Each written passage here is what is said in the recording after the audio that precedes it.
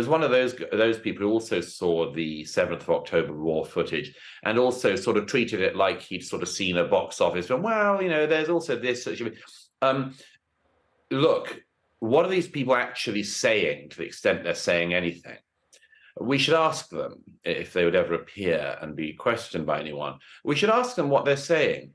Are they saying that the Israelis made it up? Yeah. Are they saying that this is untrue?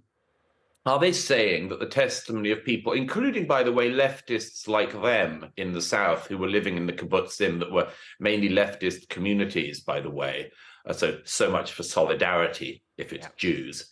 But are they saying that these people made it up? Are they saying that the bodies I've seen in the morgues are fake?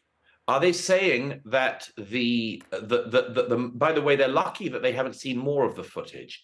I've seen plenty more of the footage of what happened that day.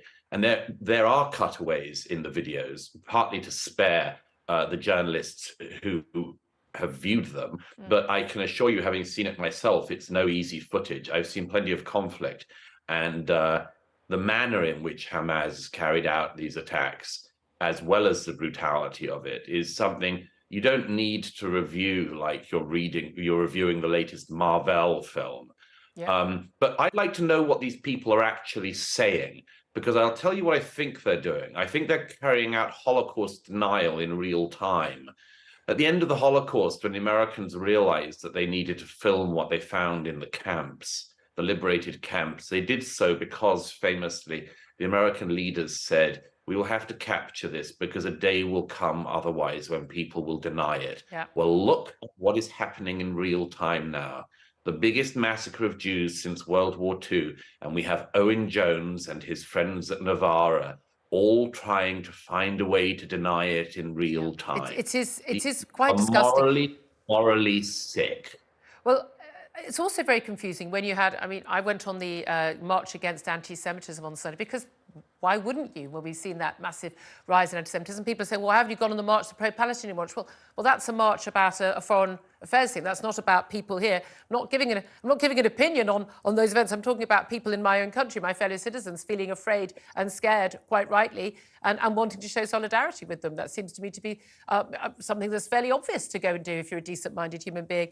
The BBC told their staff, no, you can't go on that march, same as you can't go on the pro-Palestinian ones, because it's political. Because for some reason now, being anti-racist, which is what anti-Semitism, just being anti-racist, is political. And yet, extraordinarily, Have I Got News for You will be this week, is going to be hosted by a comedian called Guz Khan. Apparently he's, quote, best known for his BBC Three comedy Man Like Mobeen. I don't think he is best known, but he's been on social media repeatedly commenting in support of Palestine since the Hamas terror attacks took place. Now, he's entitled to do that. I believe in freedom of speech. However, he's talking about this is ethnic cleansing of the Palestinians.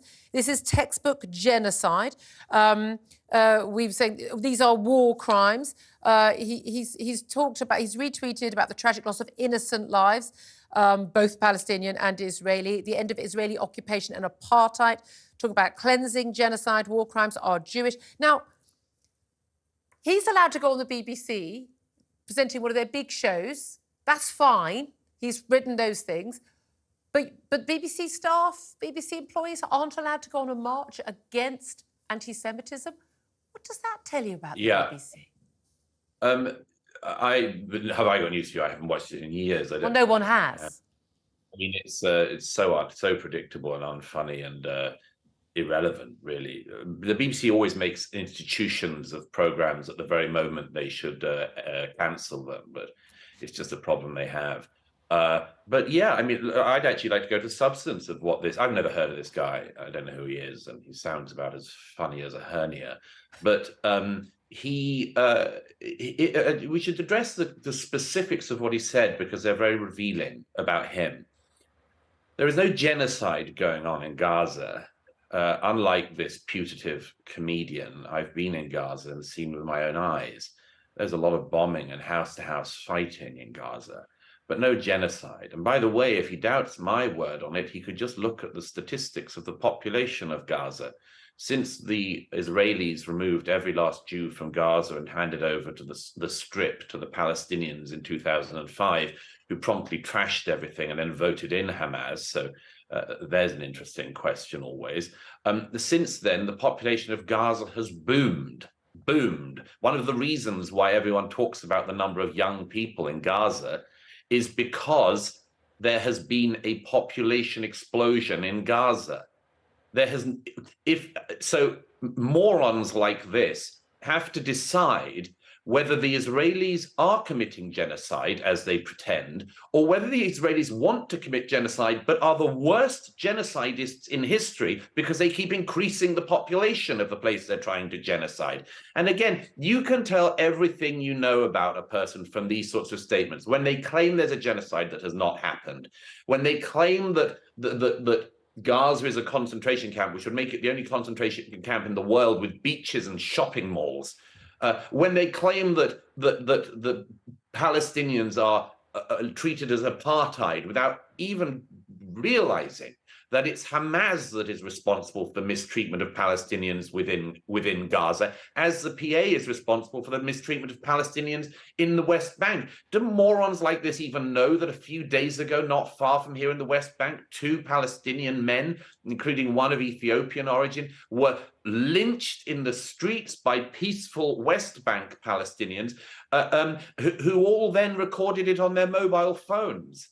I'm fed up of hearing these people making up, again, Holocaust revisionism in real time and claims about a Holocaust that is not happening and a genocide that is not happening. These are just political bodies, these people, vomiting out things that they have ingested at some point from the radical leftist media. And I mean, as I say, I won't watch Have I Got News anyway, but watching it with this guy hosting, wow, that'll be a fun evening. I think there'll be more rounds of applause than actual laughter, because that's left-wing comedy now. Douglas Murray, unfortunately, time is up. I could talk to you all day, and I'm sure my audience would enjoy that. I really appreciate you joining us once again. Do keep us posted on developments on where you are in Israel and any more trips. Certainly, you've been to Gaza.